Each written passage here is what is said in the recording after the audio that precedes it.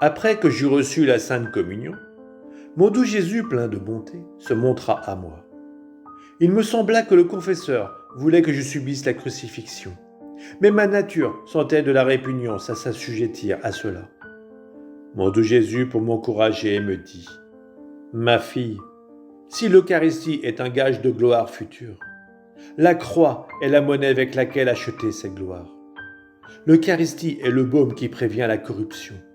Elle est comme ces herbes aromatiques qui, lorsque les cadavres en sont loin, ils sont préservés de la corruption. Elle donne l'immortalité à l'âme et au corps. La croix, de son côté, embellit l'âme. Elle est si puissante que s'il y a eu contraction de dette, elle est une garantie pour l'âme. Elle acquitte chaque dette, et après qu'elle a satisfait pour toutes, elle crée pour l'âme un trône magnifique en vue de la gloire future. La croix et l'Eucharistie sont pour ainsi dire complémentaires. Puis il ajouta « La croix est mon lit fleuri, non pas parce que j'ai peu souffert ces douleurs terribles, mais parce que par elle, j'ai ouvert un nombre incommensurable d'âmes à la grâce. J'ai vu par elle s'élever tant de belles fleurs qui ont produit tant de délicieux fruits célestes. Ainsi, quand j'ai vu tant de bien, j'ai regardé ce lit de souffrance comme un délice. Je me réjouissais dans la croix et les souffrances. Toi aussi, ma fille, accepte les souffrances comme tes délices.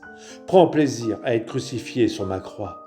Non, non, je ne veux pas que tu craignes la souffrance comme si tu étais une personne paresseuse. Courage. Travaille comme une personne courageuse et prépare-toi à souffrir. » Pendant qu'il parlait, j'ai vu que mon ange gardien était prêt à me crucifier. De moi-même, j'ai étendu les bras et l'ange me crucifia. Le bon Jésus se réjouissait de ma souffrance. J'étais bien contente qu'une âme aussi misérable que moi puisse donner de la joie à Jésus. Il me semblait que c'était un grand honneur pour moi de souffrir par amour pour lui.